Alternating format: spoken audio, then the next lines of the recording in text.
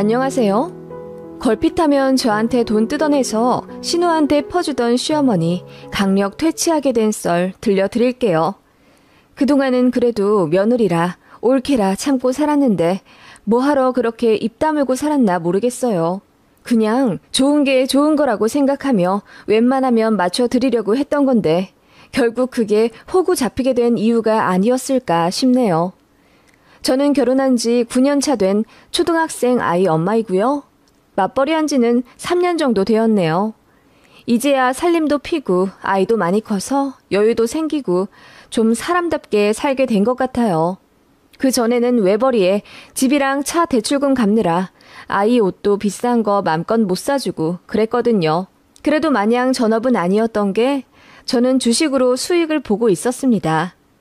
한 달에 많게는 300만 원, 적게는 100만 원 언저리로 벌면서 아이 학원비랑 한 달 소고기 값 정도는 제가 벌었습니다. 저희 결혼할 때 양가에서 지원 한 푼 안 받고 저희 힘으로 가정 꾸렸어요. 처음에는 오피스텔에서 신혼 시작하다가 그 다음은 17평 빌라, 그 다음은 23평 아파트, 그리고 지금의 34평 아파트로 차근차근 늘려간 거예요. 자가용도 처음엔 없었어요. 남편은 통근버스 타고 다녔고 저희끼리는 대중교통 이용해서 돌아다녔어요. 아이 어린이집 들어가면서부터 차 샀습니다. 남편 벌이가 500만 원 전후였는데 솔직히 검소하게 살아가면 절대 적은 돈은 아니라고 생각합니다. 최대한 모으고 모아서 지금의 집을 장만하게 된 거죠.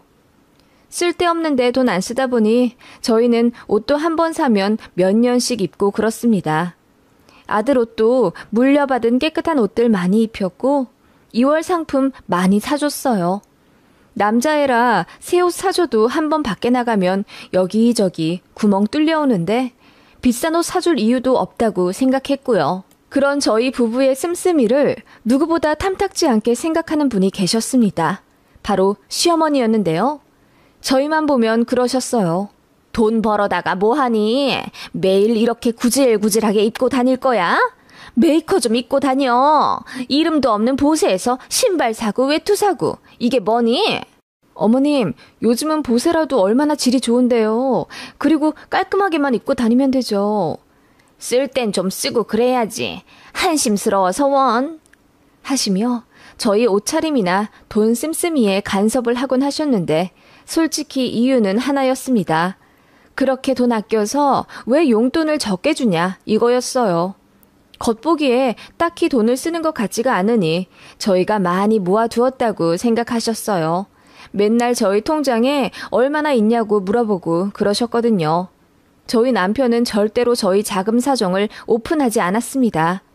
어머님이 자꾸 쓸데없는데 돈 쓰고 그래서 어릴 때부터 아버지 돈도 많이 날리셨대요.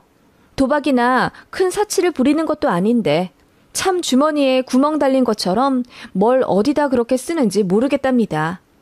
예를 들어 시아버지가 생활비로 300만 원을 주시면 보통 세금이랑 식비 그리고 아들, 딸 교육비가 우선순위잖아요.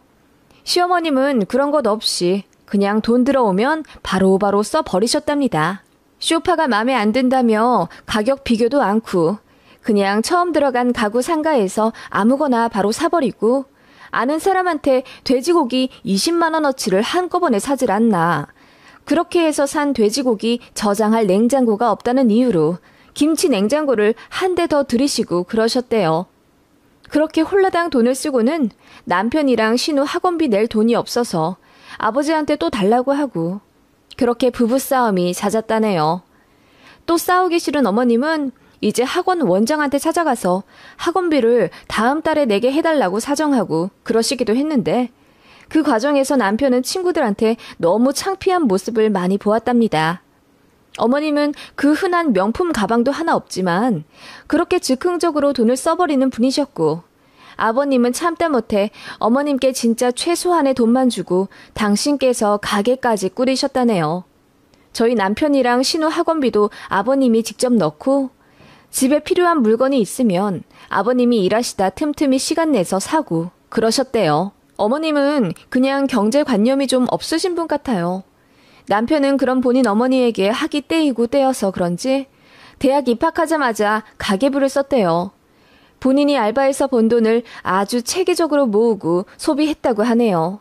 세상에 어느 20살 남학생이 가계부를 쓰겠어요? 남편은 그 정도로 본인 어머니를 금전적으로 신뢰하지 않는 편입니다.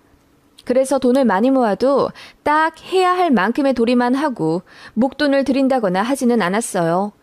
아들이 돈 얼마나 모았는지 궁금해 하셔도 제 남편은 절대 오픈하지 않았습니다. 어머님이 아들 잘 살라고 보태주려 하기는커녕 시시때때로 눈독만 들이시거든요. 예전에는 어머님이 사고 싶은 거 사느라 그러셨던 것 같은데 신우 결혼하고 나서부터는 신우 거 사주시느라 그렇게 돈을 다 쓰신답니다. 저희 시댁은 좀 특이한 게 시모가 아들보다 딸을 더 좋아하세요. 그래서 그런지 신우를 엄청 안타까워 하십니다. 아들은 지 아빠 닮아서 여우같이 잘 먹고 잘 살고 딸은 엄마 닮아 순해서 당하고 산다고 생각하세요.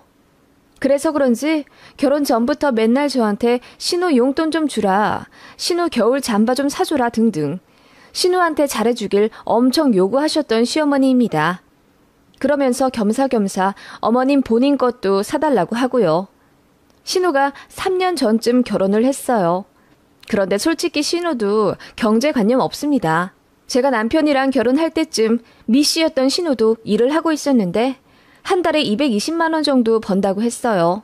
그런데 카드값이 200만 원이 나왔답니다. 심지어 월세도 다달이 30만 원 정도 내야 하는데요. 그냥 앞날 생각 안 하고 써버리는 거죠. 그래서 오빠인 저희 남편한테 돈 좀 빌려달라고 매달 아우성이었고 그런 모습에 너무 질려서 몇 달 연락 끊고 산 적도 있답니다. 그래도 신우가 무슨 상담 같은 거 받고 난 이후에는 소비 체계를 좀 바꿔서 적금도 붓고 그러는 것 같긴 했어요. 그래봤자 한 달에 10에서 20만 원 정도 저축하는 게 다이긴 했지만 예전 생각하면 장족의 발전이었습니다. 그러다가 결혼한 신우였어요. 신우 남편은 공무원인데 알다시피 월급이 그렇게 많지는 않잖아요. 게다가 신우 남편네 집에서도 결혼하는데 딱히 보태주지 않았다고 들어서 저희 시댁에서 신우네한테 신혼집 사는데 돈을 1억 정도 보태주셨다고 들었어요. 며느리로서 기분 안 나쁘냐고요? 아니요. 저는 오히려 좋습니다. 아버님이 신우한테 결혼자금 보태주지 않았더라면 시어머님이 저희 남편 닥달해서 여동생 결혼하는데 돈 내놓으라고 난리쳤을 겁니다. 저희는 저희 뜻이 있으니 양가에서 돈을 안 받았던 거고요. 신우는 처음부터 번듯한 아파트에서 신혼 살림을 차리길 원해서 집을 해달라고 많이 졸랐어요. 그게 3억 정도 되는 아파트였고 시댁에서 1억을 해주신 거죠. 그리고 나머지 1억 3천 정도는 대출금으로 남아있는 상태였습니다. 다달이 이자만 40만 원 정도 들어간다고 하더군요. 솔직히 요즘 같은 시기에 그 정도 이자 평범한 수준이고 신우 남편이 돈을 안 버는 것도 아닌데 어머님은 그게 그렇게 아까우셨나 봐요. 막무가내로 은행에 전화해서 우리 딸 돈도 별로 없는데 금리 좀 낮춰달라고 조르셨다더군요. 나중에 얘기 전해 듣고 제 얼굴이 다 화끈거리더라고요. 여기까지만 얘기해도 저희 시댁 분위기를 좀 아시겠나요? 시어머니가 여간 특이한 게 아닙니다. 솔직히 남편이 단호하게 끊어내니 망정이지. 남편까지 덩달아 효자라 시어머니랑 신우한테 물렁하게 굴었으면 전 이혼했을 거예요. 그럼에도 불구하고 저한테까지 스트레스가 아예 없는 것도 아니었습니다. 제가 전업했을 때도 주식으로 수익을 봤다고 했잖아요. 그걸 시댁에서도 알고 있었습니다. 어쩌다 제가 주식하는 걸 신우가 알게 됐고 자연스레 시어머니 귀에까지 들어갔습니다. 제가 어떤 종목을 사는지 꼬치꼬치 캐 물으시더니 며칠 뒤에 전화하셔서는 이러셨어요. 세아가 너 세원글로벌 샀다고 하지 않았니? 내가 증권사 들어가 보니 이번에 20%나 올랐더라. 너 팔았니? 아니요. 아직 안 팔고 조금 더 있어 보려고요. 전망이 좋아서 장기 투자하려는 종목이었어요. 예, 빨리 팔아. 나중에 내려가면 어쩌려고? 어머님, 제가 알아서 할게요. 잔말 말고 팔아. 지금 팔면 수익이 한 30만 원 정도는 되니? 그럼 거기서 반 떼서 나 좀 주라. 내가 급히 쓸 때가 있어서 그래. 어머님, 자꾸 제 주식 가지고 이러시면 빨리 팔래도. 너 그러다가 내려가면 땅 치고 후회한다. 빨리 팔아. 응? 하시며 엄청 조르시더라고요. 물론 어머님 말을 듣진 않았지만 그렇게 밤낮으로 제 주식 가지고 그러는데 너무 스트레스 받더라고요. 그래서 시댁에다가는 저 주식 계좌에서 돈 다 뺐고 이제 아예 손 털었다고 거짓말했습니다. 그 정도로 어머님은 저희 주머니 사정에 너무 관심이 많으셨어요. 그렇게 시댁에다가는 비밀로 하고 저는 주식을 꾸준히 하고 있었습니다. 거의 수익권이었고 국제 정세가 많이 휘청하지만 않으면 웬만하면 제가 고른 종목은 거의 10에서 20% 정도 수익이 났습니다. 남편도 제 능력을 인정해줬고 둘이 많이 고민하다가 아파트 대출금도 거의 다 갚았겠다. 저도 일 시작해서 다달이 월급 들어오니 주식에 목돈을 넣어서 굴려보는 걸로 얘기가 됐습니다. 그렇게 처음엔 1,000만 원으로 시작했던 제 주식은 언 3년 만에 거의 5천만 원의 수익을 냈어요. 물론 중간에 시드를 계속해서 추가해서 넣었기 때문에 그 정도 수익을 본 거고요. 운도 좋았던 것 같습니다. 시댁에다가는 절대 말 안 했죠. 할 생각도 하지 않았습니다. 저희한테 5천만 원의 여유 현금이 있다는 걸 알게 되면 시어머니가 어떤 방법을 써서라도 반 정도 떼달라 난리 치실 게 분명했기 때문이에요. 그리고 그 돈 떼서 눈에 넣어도 안 아플 신호 주겠죠. 그래서 그 돈 고스란히 자유적금에 넣어뒀습니다. 결혼하고 맨날 대출 갚느라 저희 집 사정은 마이너스였는데 드디어 플러스가 되기 시작한 기점이 바로 그 주식으로 불린 5천만 원 덕분이었습니다. 저랑 남편은 너무너무 기분이 좋았고 금수저, 은수저들 조금도 부럽지 않을 만큼 저희 스스로가 자랑스러웠습니다. 5억도 아니고 50억도 아닌 고작 5천만 원이지만 저희한테는 너무나도 의미 깊은 돈이었어요. 핸드폰 모바일로도 저축한 내 돈의 금액을 확인할 수 있지만 저희는 종이 통장을 닳도록 바라보며 뿌듯해했죠. 그 통장은 저희 침실 협탁 안쪽에 넣어두었고요. 그러다 어느 날 시어머님이 볼 일이 있어 저희 집 근처로 오셨다가 하루 묵고 가신다며 집에 오셨어요. 어머님이 돈 관련해서 실언을 많이 하시긴 했지만 그거랑 관계없이 뭐 어머님이 저희 집에 자주 오시는 게 아니니까 깍듯이 모셨습니다. 저희 침실을 사용하고 싶다 하시는 걸 제 남편이 안 된다고 해서 저희 아들 방을 내드렸어요. 어머님은 거기서 벌써 기분이 안 좋으셨나 보더라고요. 내가 자주 오는 것도 아닌데 안방 내주는 게 뭐가 그리 어렵다니? 내가 뭐 니들 안방이라도 뒤질까봐 그래? 라고 볼멘 소리로 투정을 부리셔서 그냥 안방 내드렸습니다. 그렇게 하룻밤 주무시고 가셨고 저희 부부랑 아들은 출근과 등교 때문에 어머님보다 먼저 집을 나가게 됐습니다. 빈집에 어머님을 두고 가는 게 불안하진 않았어요. 어쨌든 남도 아니고 시어머니잖아요. 별일이 있을까 싶었습니다. 그런데 그날 저녁 집에 돌아와 보니 어머님께서 거실에 꼿꼿하게 앉아 계시더라고요. 예정대로라면 어머님은 점심쯤 저희 집에서 나가셔서 볼일 보시고 바로 시댁으로 가시는 거였거든요. 안 그래도 제가 일하면서 어머님께 전화를 드렸는데 안 받으시더라고요. 그래서 시댁 도착하시면 연락달라 메시지도 남겨드렸는데 답이 없으셨어요. 바쁘신가 보다라고 생각만 했지 어머님이 시댁으로 안 돌아가셨을 거란 생각을 아예 못하고 있었습니다.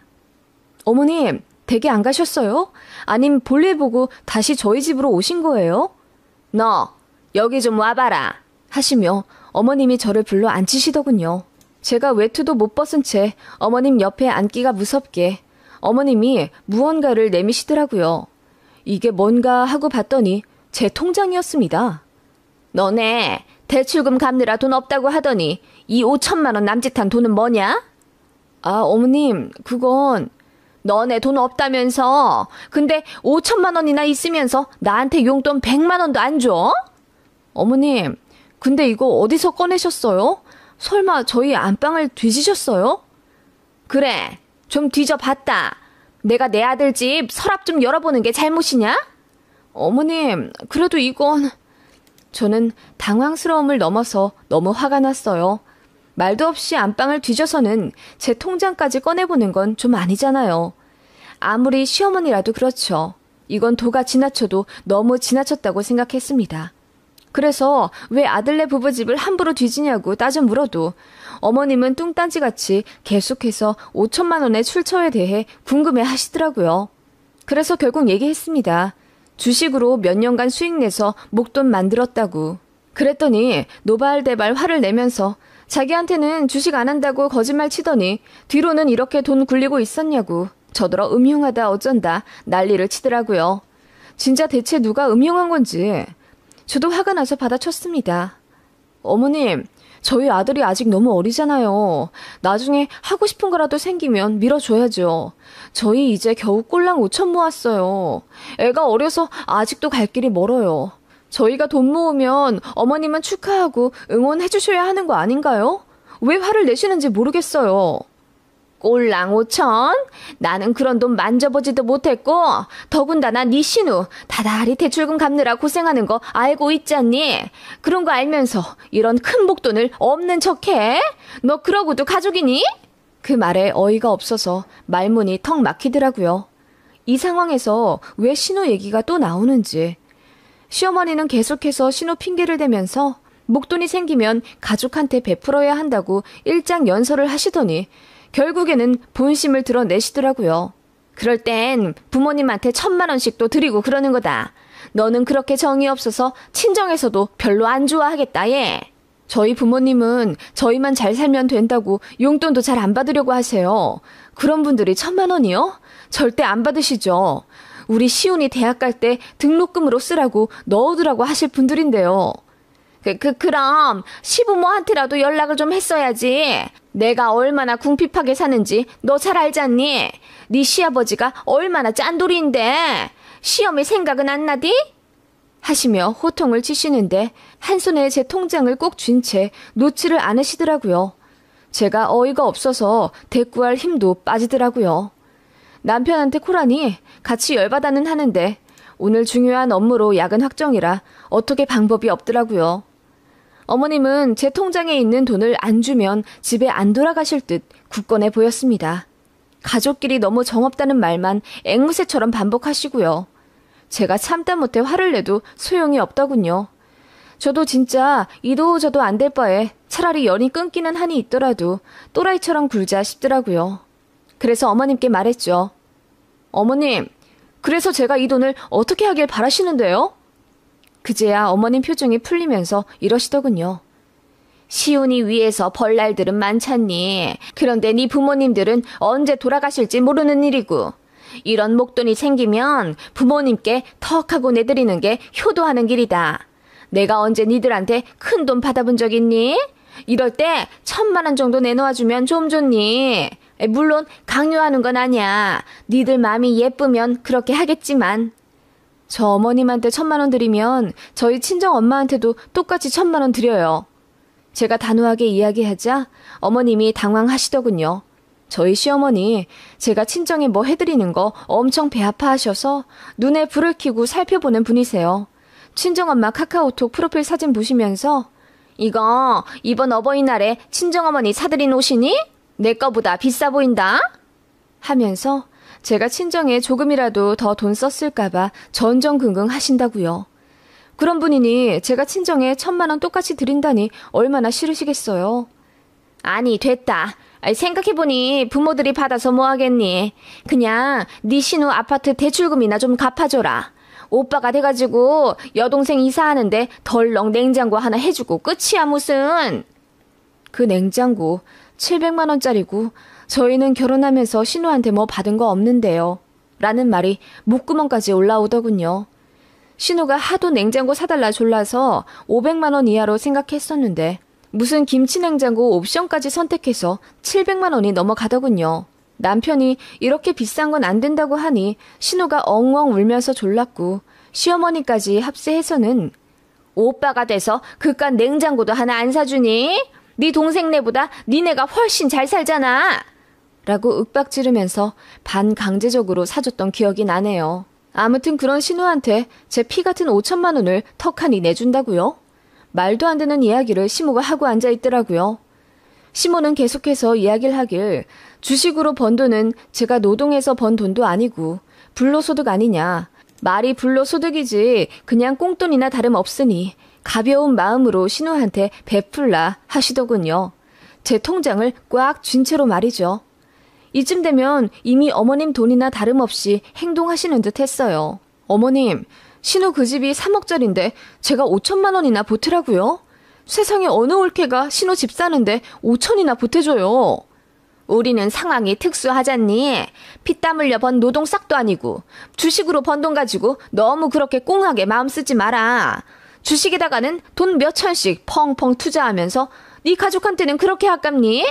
가족한테 베푸는 게 훨씬 더 가치 있는 투자다. 어머님, 그럼 뭐 저더러 신우한테 투자하라는 말씀이세요? 어머님, 저 절대 손해 안 보는 투자하는 거 아시죠? 제가 이악 물고 말하자 시어머니가 당황해서는 아무 말도 못하시더군요.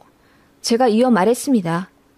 그럼 이 돈 5천만 원 신우한테 줄 테니 그 집에 제 지분도 설정하는 걸로 할게요. 그 아파트 시세 오를 때마다 제 지분도 같이 오르는 거 아시죠? 저 지금 당장 법무사한테 연락할 수도 있어요. 제가 스마트폰을 들어 전화하는 척하니까 시어머니 얼굴이 허해져서는 저더러 가족인데 무슨 그렇게 말을 하냐고 하더군요. 저는 어머님 말씀대로 가족한테 투자하는 심정으로 5천 보내줄 거고 그에 해당하는 값어치를 톡톡히 챙길 거라고 했습니다. 지분 설정하고 명의도 제 이름 넣는 조건으로 5천 주겠다 했어요. 그렇게 하면 신우집이 제 집도 되는 거 아시죠? 분기에 한 번씩 신우집 가서 내부 살펴보고 하룻밤 자고 올 거예요. 이 조건 넣어서 그럼 신우한테 5천 보낼게요. 라고 했더니 시어머니가 눈이 튀어나올 듯 놀라며 제 팔을 붙잡으시더라고요. 그 사이 제가 어머님 손에 있던 통장을 휙 빼앗아 날 박는 대로 변호사랑 법무사 상담받고 신우한테도 연락해 보겠다고 하니 얼굴이 허옇게 질려선 거의 싹싹 빌듯이 저를 말리시더군요. 솔직히 말해서 제가 신우한테 5천 주고 정말 그 아파트에 제 지분을 설정하는 게 가능한 건지는 잘 몰라요. 그냥 어머님 앞에서 잘 알지도 못하는 전문 용어 써가며 겁준 거예요. 그런데 제가 처음 보는 표정으로 정색하며 어머님한테 쉼없이 말하니 너무 놀라신 것 같더라고요.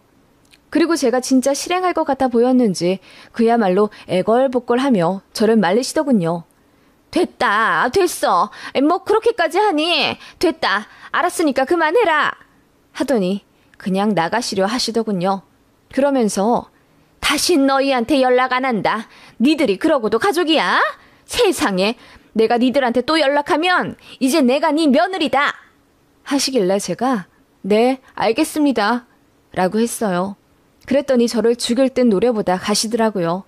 남편한테 말했더니 푸하하 웃으면서 잘했다고 하더군요. 제가 남편한테 그랬어요.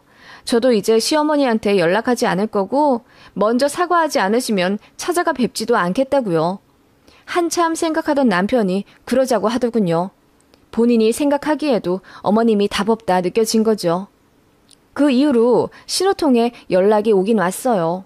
신우가 잔뜩 화가 나서는 언니, 그렇게까지 무정하게 굴 필요 있어요?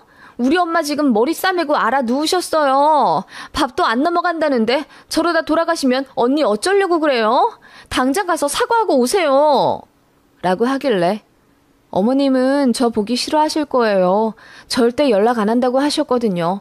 먼저 연락하면 어머님이 이제 제 며느리 하겠다고까지 말씀하셨는데요. 라고 하니 신우가 말을 더듬으며 당황하더군요. 그렇게 지금 시댁 왕래 안 한 지 10개월 넘고요. 설이랑 추석은 물론 저번 어버이날에도 시댁 안 갔습니다. 아버님하고만 통화했고요. 어머님은 저한테 연락을 못하니 카카오톡 상태 메시지에 저를 저격하는 욕 같은 걸 막 써놓으시더라고요. 천하의 못된 년, 인정머리 없는 년 같은 말이요. 누가 봐도 저를 향한 말이지만 저는 코웃음밖에 안 나더군요. 더 정 떨어지고 더 연락하기 싫어요. 그간은 착한 며느리, 착한 올케병에 걸려서 하고 싶은 말도 시원하게 못하고 살았는데 그렇게 질러버리니 차라리 속 시원하고요. 막무가내 개념 없이 행동하는 시모랑 신우, 이제 더는 안 봐도 돼서 좋습니다. 혹시나 다시 연락하거나 만나게 돼도 저는 그냥 무대뽀로 나갈랍니다.